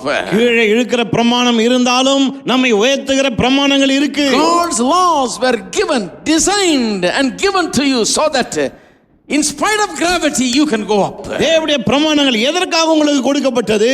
இந்த ஈர்ப்பு சக்தி கீழே விழுந்தாலும் நீங்க மேல பறக்க முடியும். அதுக்காக தான். In spite of the curse on the earth you can prosper. பூமியிலே சாபம் இருந்தாலும் நீங்க செழிக்க முடியும். That's why God gave the 10 commandments. ஆகவே தான் தேவன் 10 கட்டளைகளை கொடுத்தார். That's why God gave the economic laws. ஆகவே தான் தேவன் பொருளாதார சட்டங்களை கொடுத்தார். Why?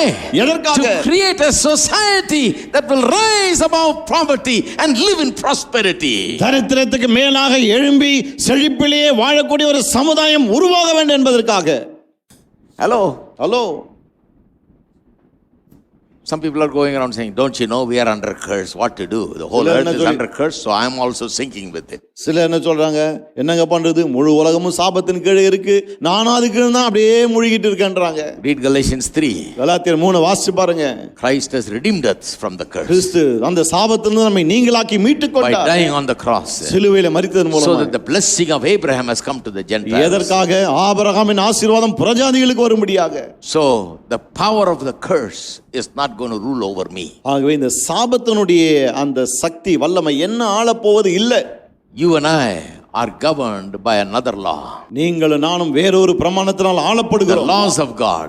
தேவனுடைய பிரமாணங்களா? The laws of the spirit of life in Christ Jesus. கிறிஸ்து இயேசுவினால ஜீவனுடைய ஆவியின் பிரமாணம் இருக்கு. அதனால How many of you understand what I'm talking எத்தனை பேருக்கு about? விளங்குது நான் என்ன பேசுறேன்? Understand it with correct perspective. இதை வந்து சரியான கண்ணோட்டத்துல புரிஞ்சுக்கணும் நாம. God's laws are designed to bring you up. தேவனுடைய பிரமாணங்கள் எப்படி வடிவமைக்கப்பட்டிருக்குன்னா உங்களை மேல உயர்த்தும்படி How வடிவமைக்கப்பட்டிருக்கு. does it bring you up? எப்படி அது உங்களை மேல உயர்த்துது? Makes you a different man. உங்களை முதல்ல வித்தியாசமான ஆளாக்குது. These sociologists and all that studied the matter in 16th and 17th, studied the 16th and 17th centuries, they say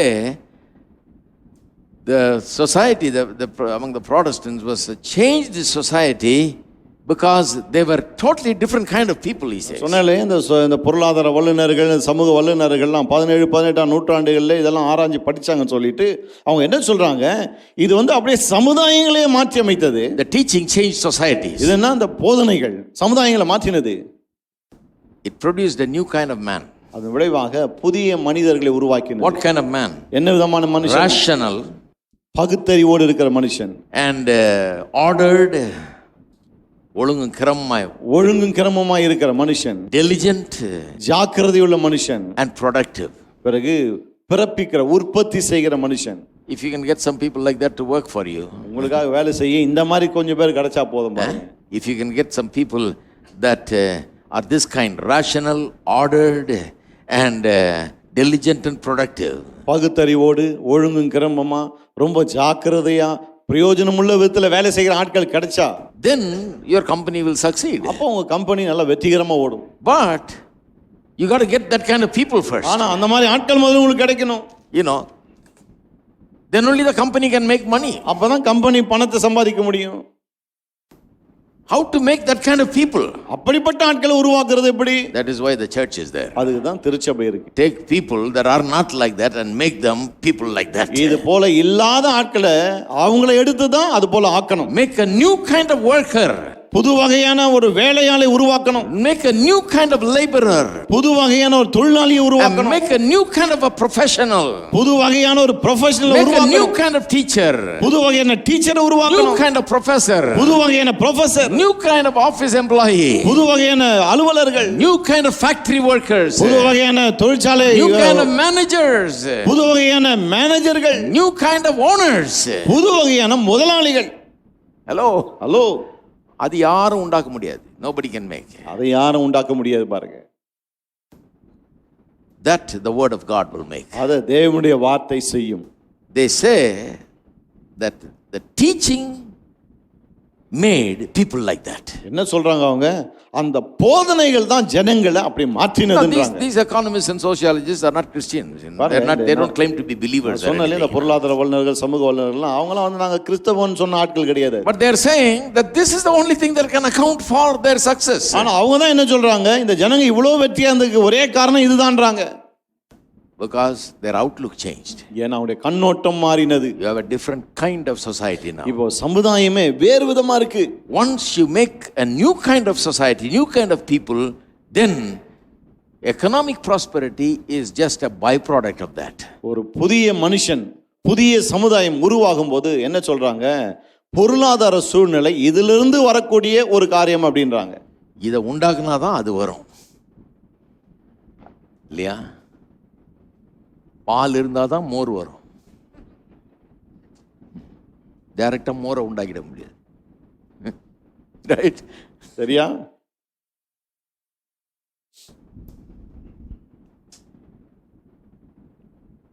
Christian teaching can bring about such great change. கிறிஸ்தவ போதனை இப்பேற்பட்ட மாற்றங்களை கொண்டு வர முடியும் பாருங்க. Just imagine that. கொஞ்சம் அதை யோசித்து பாருங்க. It did bring it in the 16th and 17th century. 16-17 நூற்றாண்டுகள்ல இது கொண்டு வந்தது இந்த Very போதனை. sad that now in 19th and 20th century and beyond, we have reversed the Protestant teaching. இதுல என்ன வருத்தம்னா இப்போ 19-20 நூற்றாண்டுகள் என்ன ஆச்சு, அந்த ப்ராட்டஸ்டன்ட் போதனைகளை அப்படியே நம்ம தலைகீழாக்கிட்டோம். Now we preach exactly upside down. இப்போ தலைகீழா நம்ம பிரசங்கம் பண்றோம் பாருங்க. We are saying God wants you to be poor so that you can be holy. இப்போ என்ன பிரசங்கம் பண்றோம், நீ பரிசுத்தமா இருக்கும்படி நீ ஏழையா இருக்கணும்னு கர்த்தர் விரும்புகிறார். God wants you to have only a hut here so you can have a palace there. பரலோகத்துல உனக்கு மாளிகை கிடைக்கும்படி இங்க நீ குடிசையில வாழணும்னு கர்த்தர் விரும்புகிறார். எங்கயா இருக்குது பைபிள்ல? Where is there? எங்க இருக்கு அது பைபிள்ல? It is not there. இல்லையே பைபிள்ல. But we have taken this as our philosophy for the last couple of centuries. ஆனா கடந்த ஒரு சில நூற்றாண்டுகளாக இதுதான் நம்முடைய தத்துவமாயிடுச்சு. Now that philosophy produced that kind of people, successful, prosperous people. அந்த காலத்தினுடைய அந்த தத்துவம் வெற்றிகரமான மக்களை உருவாக்கினது. And this philosophy in the last 200-250 years has produced this society. கடந்த 200-250 வருடங்களாக நம்பி வந்த இந்த தத்துவம் அதுக்கேற்ற மக்களை உருவாக்கி இருக்கு. So that even if we want to build a portico, we have to sell vada and dosa and biryani and just beg everybody in town to build just a portico. இப்போ என்ன ஆயிடுச்சு, ஒரு போர்ட்டிகோ கட்டணுமா அதுக்கு வடை இட்லி பிரியாணி சுட்டு அதை கொடுத்து அதை வித்து கொடுத்தில்ல, அந்த அளவுக்கு நம்மகிட்ட காசு இல்லை. சாப்பிட முடியாத பிரியாணியை 500 ரூபாய்க்கு விற்கிறது. Why? Our preaching has made a different kind of society. ஏன்னா நம்முடைய பிரசங்கம் வேறு விதமான ஒரு சமுதாயத்தை We have believed the wrong things. தப்பான காரியங்களை நம்பிட்டோம். We have said that if you live in poverty, you'll become virtuous, you'll become holy, and that pleases God, and you'll go to heaven, and rich man cannot go to heaven, they say. என்ன சொல்லிட்டோம், நீ தரித்திரத்துல வாழ்ந்தா ஏழையா இருந்தா அதுதான் மிகப்பெரிய ஒரு ஆவிக்குரிய குணம். சேர்த்து என்ன சொல்லிட்டாங்க, நீ பணக்காரனா இருந்தா பரலோகம் போக முடியாது. எத்தனை தடவை கேட்டிருக்கோம் பிரசங்கம்? How many times we have heard rich people cannot go. எத்தனை முறை இதை கேட்டிருக்கோம், பணக்காரன் பரலோகம் போக முடியாது. You want to go to heaven? பரலோகம் போகணுமா? Then be poor. அப்படியே ஏழையாரு. You want to go to hell? Be rich. நரகம் போகணுமா? பணக்காரனாரு. The Lazarus story, rich man went to hell, poor man went to heaven. உடனே அந்த கதைக்கு போயிடுது. பணக்காரன் நரகம் போனா, ஏழை லாசரு பரலோகம் போனா.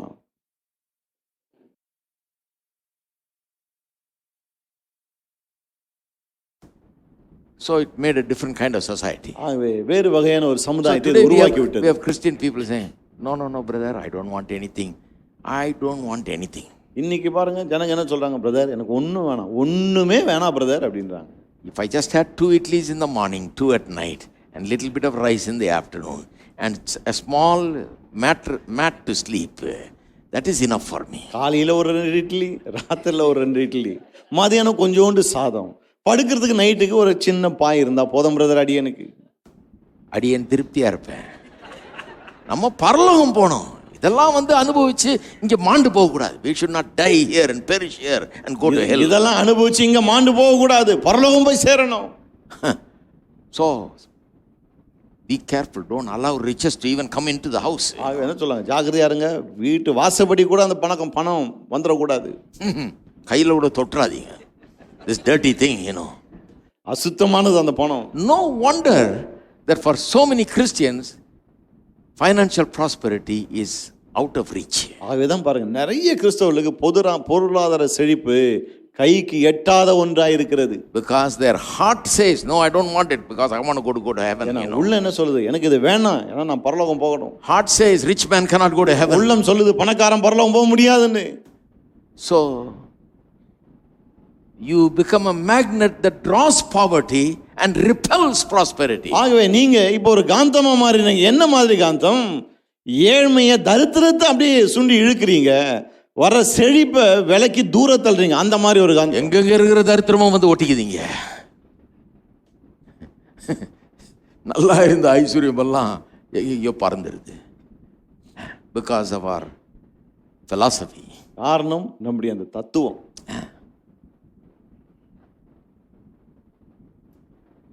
It matters what we believe. நாம என்ன விசுவாசிக்கிறோம் என்பது ரொம்ப முக்கியம் பாருங்க. The Protestant teaching did one thing. Protestant போதனைகள் ஒரு காரியத்தை செஞ்சது. One thing for sure. அதாவது நிச்சயமா அந்த ஒரு காரியத்தை செய்தது. It showed calling as a task given to God by man. அதாவது வேலை தேவன் மனுஷனுக்கு கொடுத்த ஒரு காரியம், ஒரு பணி என்று அதை ஆணித்தரமா போதிச்சு. Turn to Genesis 31. திரும்ப ஆதியாகமம் 31ஆம் அதிகாரம். Exodus 31. மன்னிக்கும். யாத்திராகமம் 31ஆம் அதிகாரம். Exodus 31. யாத்திராகமம் 31.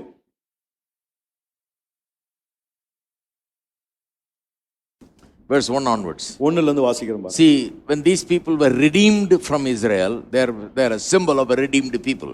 பாருங்க, இவங்கெல்லாம் They are a model of a redeemed people. அதாவது இஸ்ரவேல் ஜனங்கள் மீட்கப்பட்டாங்க இல்லையா, இவங்க மீட்கப்பட்ட மக்களுக்கான ஒரு மாதிரி வடிவமா இருந்தாங்க.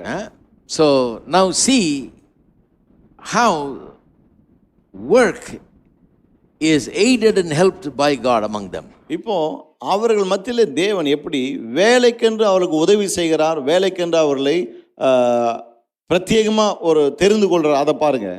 Look at this. கவனிங்க இதை. Then the Lord spoke to Moses saying, see, I have called by name Bezalel the son of Uri, the son of Hur, of the tribe of Judah.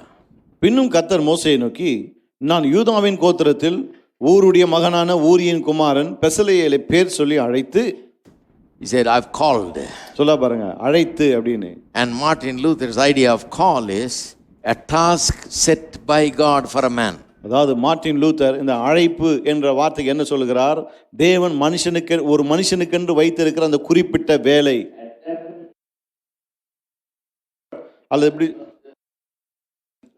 அல்லது ஒரு குறிப்பிட்ட துறையிலே அவன் நுழைந்து அந்த குறிப்பான வேலையை செய்ய வேண்டும். அதான் God called him and given him a task, a life task. தேவன் அவனை அழைத்து வாழ்நாள் முழுக்க அவன் அந்த வேலையை செய்யணும்னு அவனுக்கு கொடுக்கிறார். Where did he get it from? எங்கிருந்து அவருக்கு அது கிடைச்சது? The idea comes from passages like this. இப்படிப்பட்ட பகுதிகளில் இருந்து தான் வருது பாருங்க. I've called by name Bezalel, that of the tribe of Judah, he says. சொல்ல பாருங்க, யூதாவின் கோத்திரத்தில் பெசலெயேலை பேர் சொல்லி அழைத்து, he is referring to one person and the calling that he has given to that person. அதாவது ஒரு குறிப்பிட்ட ஆளுடைய பேரை சொல்லி அவனுக்கு அவர் கொடுத்திருக்க அழைப்பை சொல்லுகிறார்.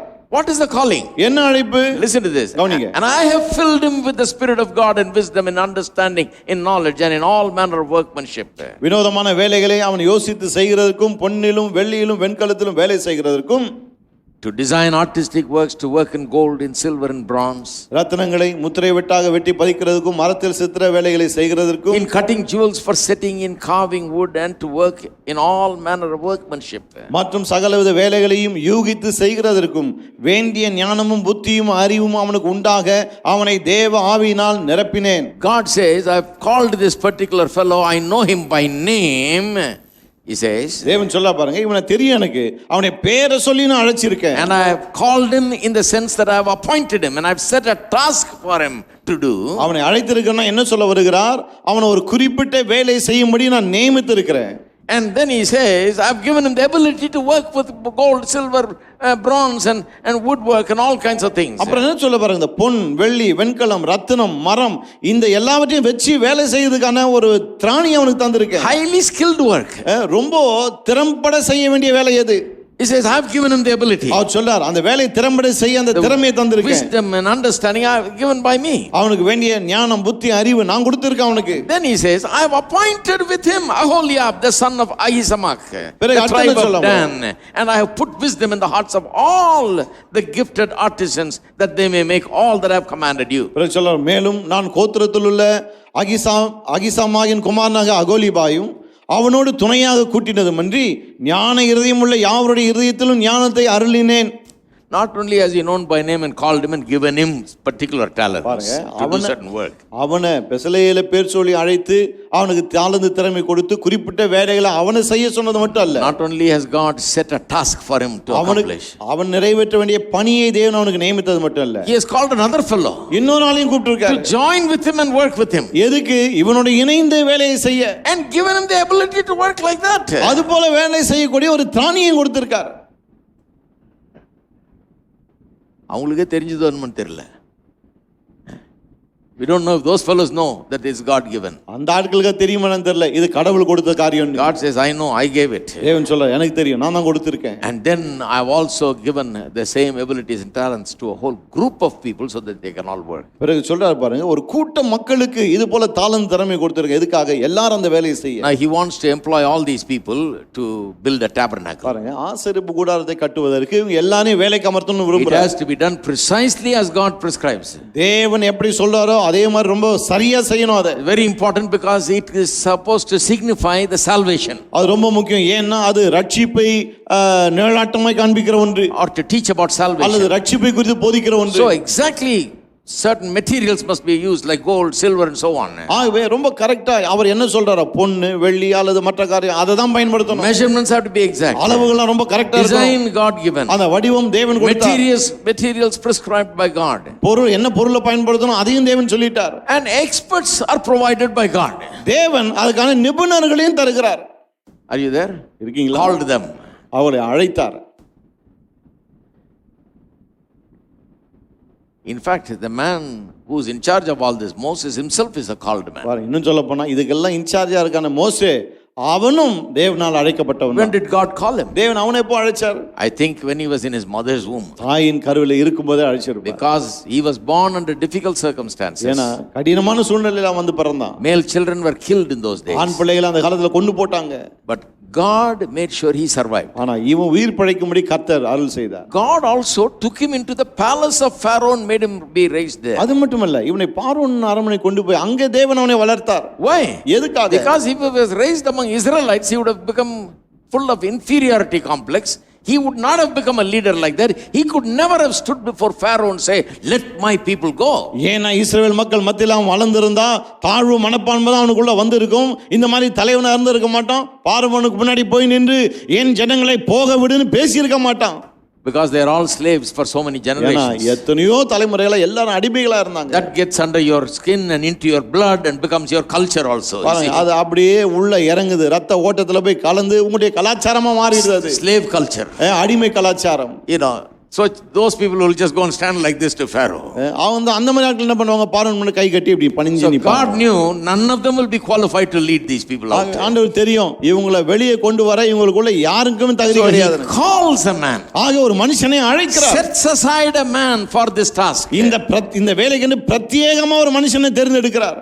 And because he has set him aside, therefore he raises him in a certain way. பிரத்யேகமா பிரிச்சு எடுத்ததனால குறிப்பிட்ட விதத்திலே அவனை வளர்க்கிறார். He sends him into Pharaoh's house itself by divine providence. அவரே வாய்ப்புகளை ஏற்படுத்தி கொடுத்து பார்வோன் வீட்டுக்கு அவனை அனுப்பி வைக்கிறார். He sits at the table with Pharaoh and eats. பார்வோனோடு கூட அந்த மேஜையில உட்கார்ந்து சாப்பிடுறான். Educated at the highest universities. உயர்ந்த சிறந்த கலாசாலைகளில் கல்வி கற்கிறான். Raised as a rich man. பணக்காரனா வளர்க்கப்படுறான். Full of confidence, beaming with boldness and courage. தைரியம், நம்பிக்கை, துணிவு இதெல்லாம் ஏராளம் இருக்கு அவங்கிட்ட. God raises him as a different man. தேவன் அவனை வித்தியாசமான ஆளா வளர்க்கிறார் பாருங்க. Remember, Moses comes from a totally different culture. மறந்துடாதீங்க, மோசே முற்றிலும் வித்தியாசமான கலாச்சாரத்துல வந்தவன். He does not know what it is to be like be a slave. ஒரு அடிமையா இருப்பதுனா என்னன்னே அவனுக்கு தெரியாது. He belongs to a different line of thinking. அவனுடைய என்ன ஓட்டமே வேற. Then only he tells him, I have made you like this because I want you to be the deliverer. Bharathan சொல்றாரு, உன்னை ஏன் இப்படி உண்டாக்கி இருக்கிறேன்னா நீ தான் இவங்களை எல்லாம் விடுவிக்கிறவனா இருக்கணும்னு நான் விரும்புறேன். Right? சரியா? So God has chosen him. அவனை தேவன் தெரிந்து கொண்டார். Called him. அவனை அழைத்தார். And now he has called these people to help him do all those things. இப்போ மோசேக்கு உதவியா இருந்து இந்த வேலையெல்லாம் செய்ய இந்த ஆட்களையும் அழைக்கிறார். God works just like that in our lives also. தேவன் நம்முடைய வாழ்க்கையிலும் இதே மாதிரி தான் வேலை செய்கிறார். But lot of people don't have any appreciation for this truth. ஆனா நிறைய பேர் இந்த சத்தியத்தெல்லாம் பாராட்டுவதே இல்ல பாருங்க. They don't believe in calling at all. அந்த அழைப்பை நம்புறதே கிடையாது. And it is not preached also. இது அது மட்டும் இல்ல, இத பத்தி யாரும் பிரசங்கம் பண்ணுவதும் கிடையாது. Only time it is preached is, they say I was sleeping and the angel came to me and said, leave your job and come to ministry. பிரசங்கம் பண்ணா எப்படி பிரசங்கம் பண்ணுவாங்க? நல்லா தூங்கிட்டு இருந்தாங்க, தேவனிடத்துல தூதன் வந்தான், இந்த வேலையை விட்டுட்டு ஊழியத்துக்கு வான்னு என்கிட்ட சொன்னான். Calling means only that.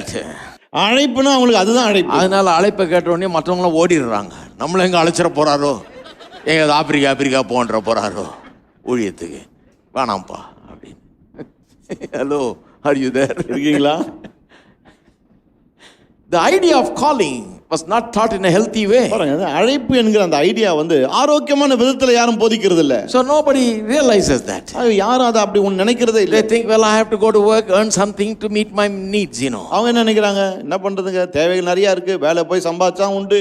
So they take work as a burden. அது வேலை ஒரு பாரமா இருக்கு So அவங்களுக்கு. Monday morning is the worst day. ஆக திங்கட்கிழமை காலையில தான் இருக்குதுலயே மோசமான You நேரம். have to pull yourself up வேற வழியே கிடையாது.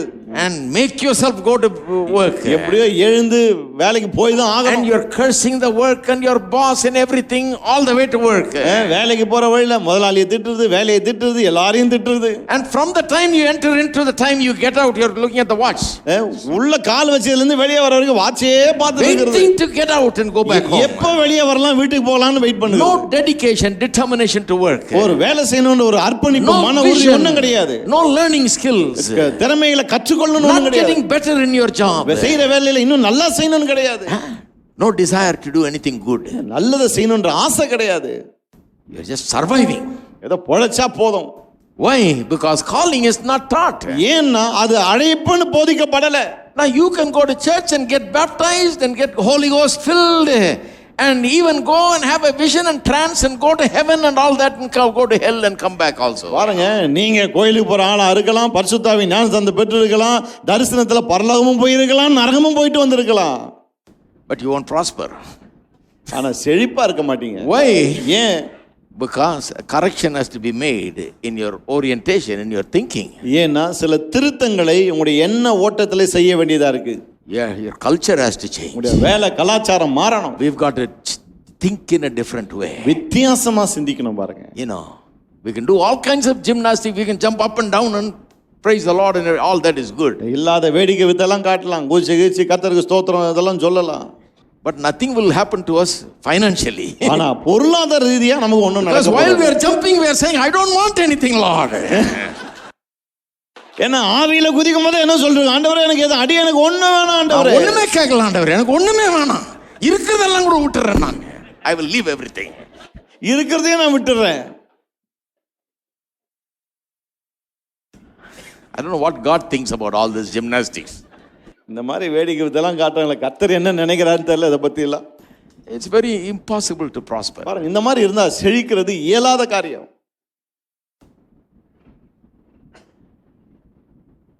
Moses was called. மோசே அழைக்கப்பட்டான். Divine calling.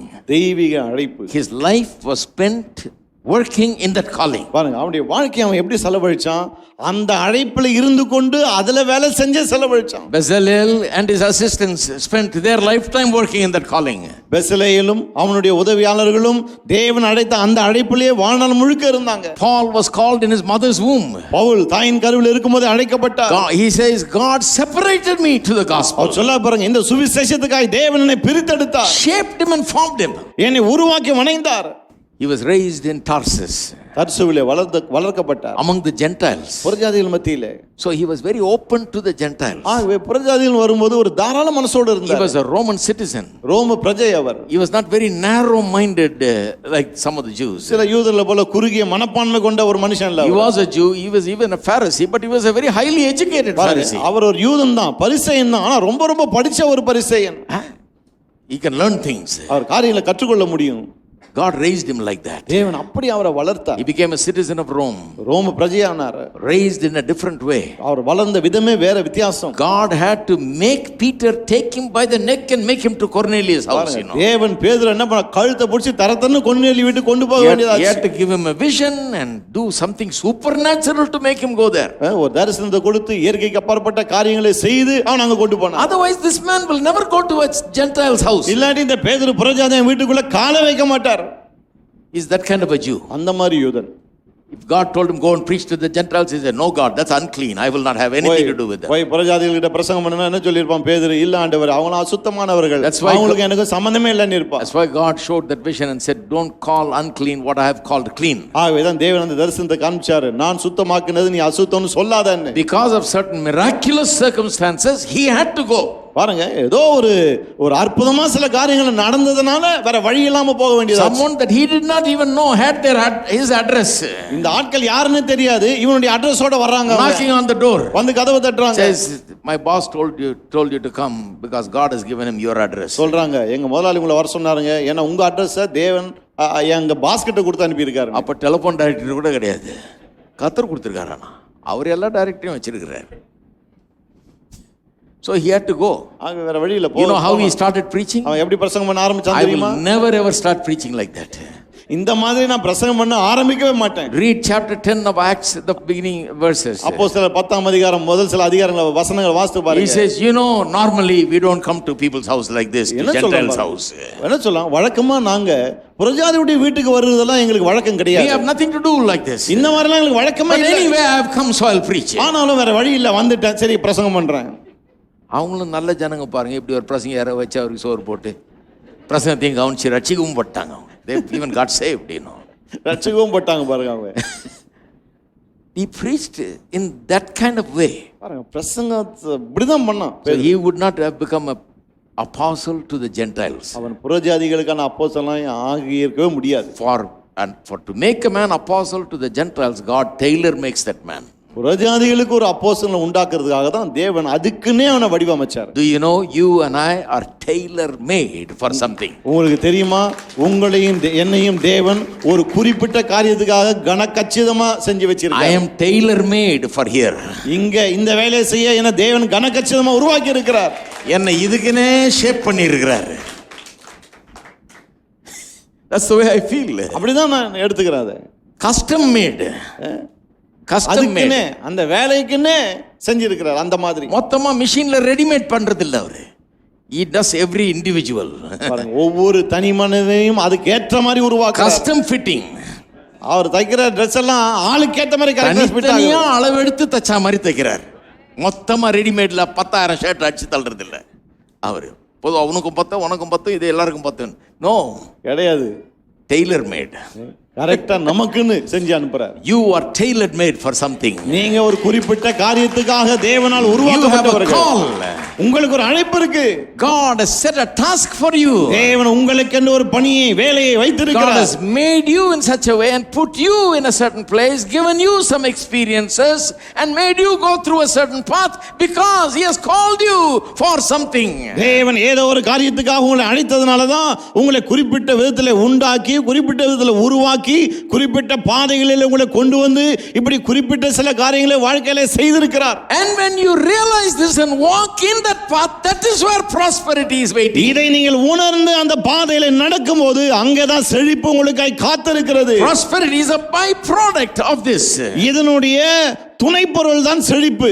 I know some people are looking there, what brother, I thought you were going to pray for us and so we'll all get prosperity. சிலருக்கு என்ன brother, நீங்க எங்களுக்காக ஜெபம் பண்ணா எல்லாருக்கும் செழிப்பு வந்துரும் அப்படிதானே யோசிச்சாங்க. The gold ashes will fall from மேல heaven. அப்படியே தங்கத்தூளா கொட்டுன்னு யோசிச்சுமே. That we can go home and open our safe and there will be 500 rupee bundles. வீட்டுக்கு போய் பீரோவை திறந்தா 500 நோட்டு கட்டா இருக்கும்னு யோசிச்சுமே. Miraculously. அற்புதமா வரும்னு யோசிச்சுமே brother. I know some people say these things. சிலர் இப்படிலாம் சொல்லின்னு இருக்காங்க பாருங்க, தெரியும் எனக்கு. But I am saying to you, I am teaching you something that will really work. ஆனா நான் உங்களுக்கு போதிக்கிற காரியங்கள் உங்க வாழ்க்கையில உண்மையிலே வேலை செய்யக்கூடிய காரியங்கள். I'm not a fool. நான் ஒரு முட்டாள் இல்ல.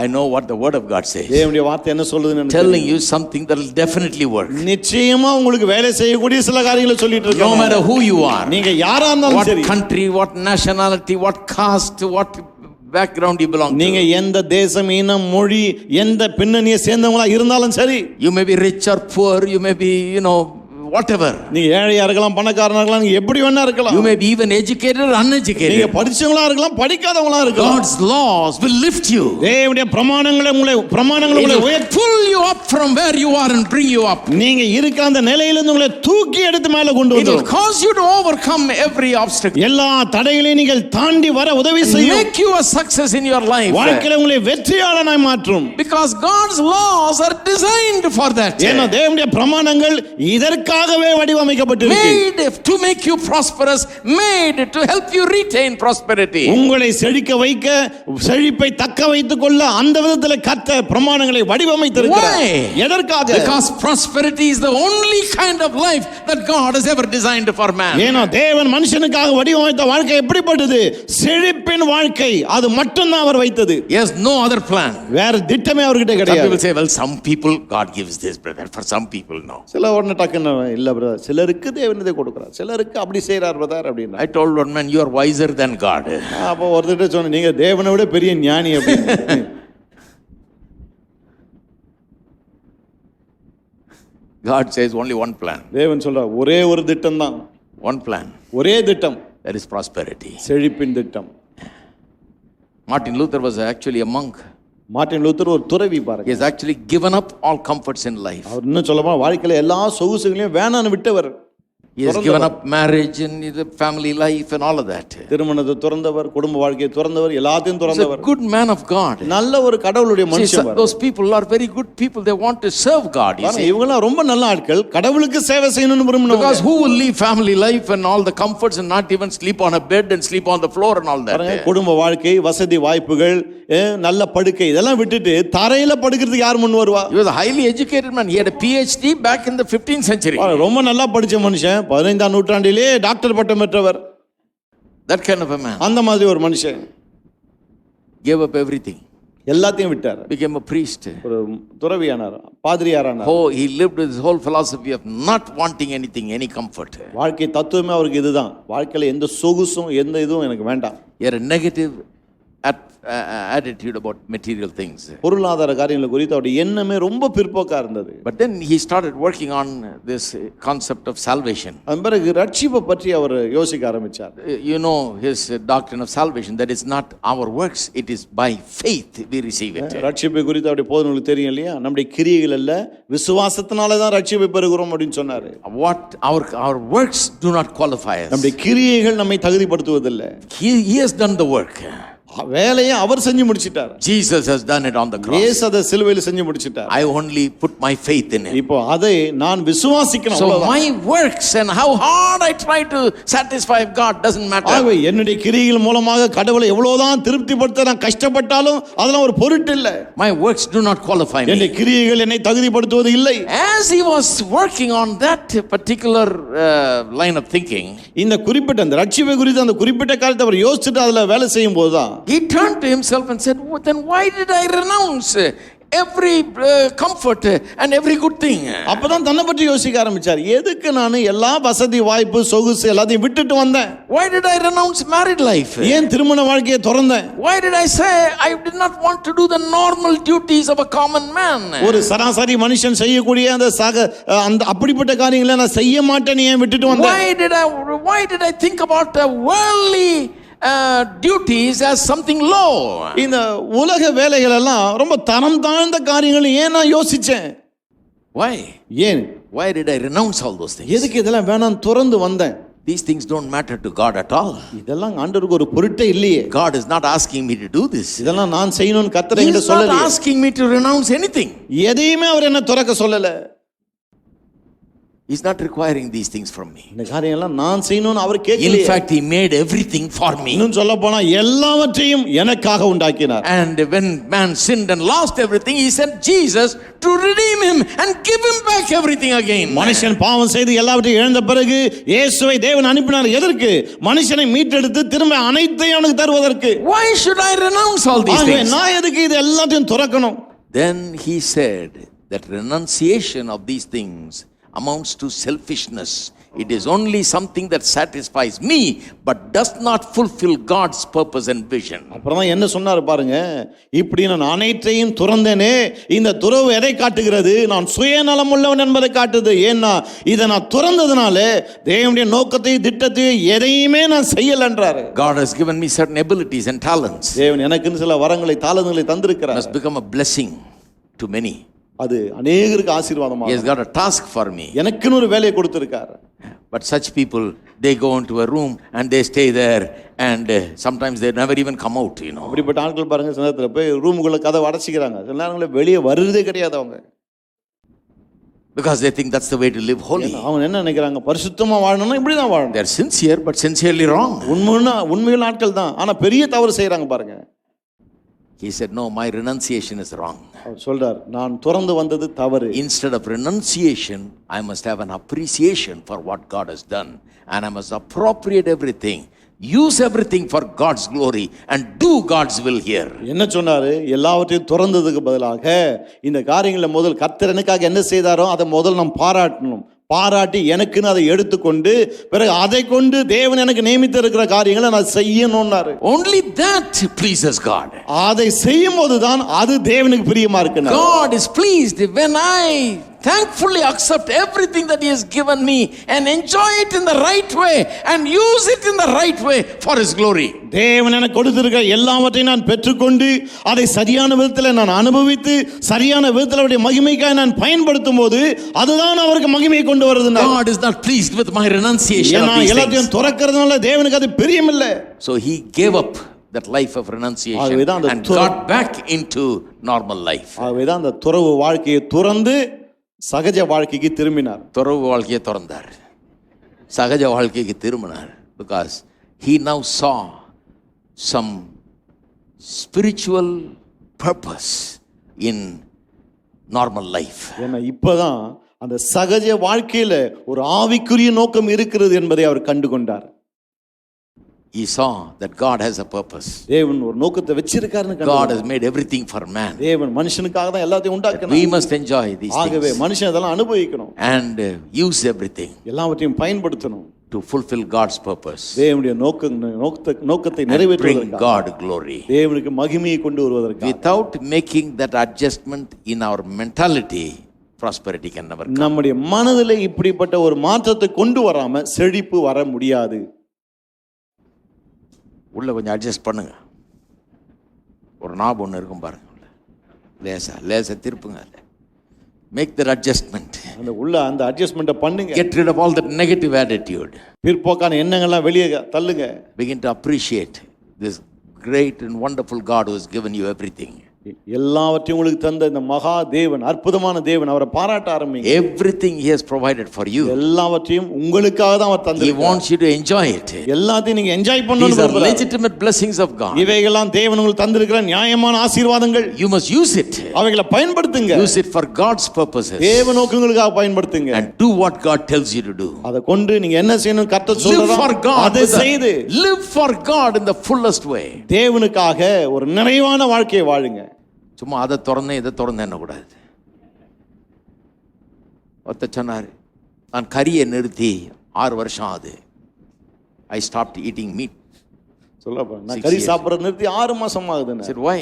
எதுக்கு 6 வருஷம் ஆகுதுன்னு? Before God I made a promise. ஏன்னா ஆண்டவருக்கு முன்னாடி ஒரு வாக்கு கொடுத்திருக்கார். ஆமா, இந்த ப்ராமிஸ் எல்லாம் கேட்டுட்டு இருக்காரு அவருங்க. நீங்க நிறுத்துறதுன்னா உங்க ஆரோக்கியத்துக்காக, if you think it's good for your health, do it. கறி சாப்பிடாம இருந்தா எனக்கு நல்லதுன்னு நினைச்சீங்கன்னா நிறுத்துங்க, வேணாம்ல. That's your business. God never asked you to do all these things. ஆண்டவர் கேட்கல உங்ககிட்ட. God says eat whatever is good for you. உனக்கு எது நல்லதோ சாப்பிடுன்னு அவர் சொல்றார். Whatever suits you. உனக்கு எது ஏத்ததா இருக்கு சாப்பிடு. Whatever is best for you. உனக்கு எது பெஸ்ட் நினைக்கிறே சாப்பிடு. Enjoy yourself. I put a lot of stuff. You can have a menu and choose from the menu. நிறைய வச்சிருக்க நீ சாப்பிடுறதுக்கு ஒரு மெனு போட்டு அதன் தெரிந்துகொள். Hello. How many of you going to do that? எத்தனை அத பண்ண போறீங்க? Adjust your mind. மைண்ட கொஞ்சம் அட்ஜஸ்ட் பண்ணுங்க. You know. Don't be going and begging God, God make me prosperous. போய் அவர்கிட்ட கெஞ்சிட்டு இருக்காதீங்க, ஆண்டவரே என்ன செழிப்பாக்கணும். Because He's already decided that. ஏற்கனவே அவர் அதை தீர்மானம் பண்ணிட்டாரு. நீங்க கெஞ்சி அழும்போது அவருக்கு தெரியல எதுக்கு அழுகுறீங்க.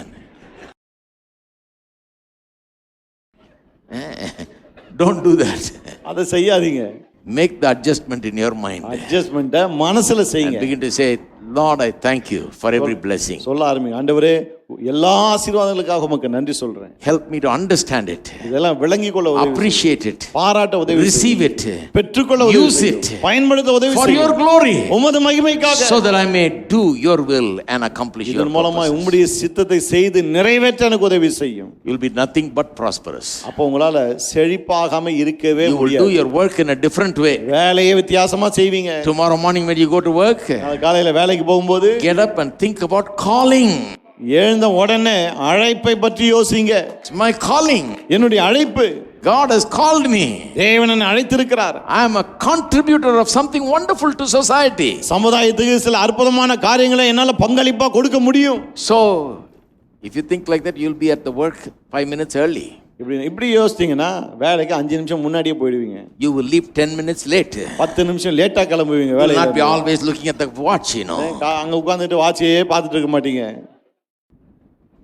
One man said, you're preaching about this, but still how many people are poverty, brother. ஒருத்தர் சொல்ல பாருங்க, நீங்க இந்த மாதிரிலாம் பிரசங்கம் பண்றீங்க, ஆனா பாருங்க எத்தனை பேர் இன்னும் ஏழ்மையிலேயே இருக்காங்க. That he thinks that because so many people are in poverty, that's God's will. அவர் என்ன நினைக்கிறாரு, இப்படி நிறைய பேர் ஏழ்மையில இருக்கறனால அதுதான் தேவ சித்தம். I said, I'm preaching, but see how many people are listening. நான் சொன்னேன், நான் பிரசங்கம் பண்றேன், ஆனா எத்தனை பேர் கவனிக்கறாங்கன்னு பாருங்க. And even among those who listen, how many people don't care? இப்படி கவனிக்கிற ஆட்கள் கூட நிறைய பேர் அதை பற்றி கேரே பண்றது இல்ல. I talked about healing. You know, when they go home, most people will forget it. காலிங்க அழைப்பை பற்றி போச்சு இல்லையா, வீட்டுக்கு போனா முக்காவாசி பேர் அதை மறந்துடுவாங்க. Just another message, that's all. அவங்களுக்கு அது இன்னொரு செய்தி, அவ்வளவுதான். They don't think like that. இந்த மாதிரி They யோசிக்கிறது don't believe that. அதை நம்புறது கிடையாது. But to those who believe, it will work. ஆனா விசுவாசிக்கிறவர்களுக்கு கண்டிப்பா அது வேலை செய்யும். Some people just don't care. சில பேர் வந்து டோன்ட் கேர் மாதிரி இருப்பாங்க. They think கடவுள் அளந்து வச்சிட்டார் வாளை, அவ்வளவுதான். ஒண்ணும் பண்ண முடியாது, நம்ம ஒண்ணும் பண்ண, we can't do anything. இது வேற ஒண்ணும் பண்ண முடியாது நாம. அவனுக்கு தலையில எழுதிட்டாராக்கும், ஏனோ அவ்வளவுதான், முடிஞ்சது கதை, chapter closed. Then I don't know why they are going to church. அப்புறம் எது கோயிலுக்கு போறாங்கன்னு எனக்கு விளங்கல.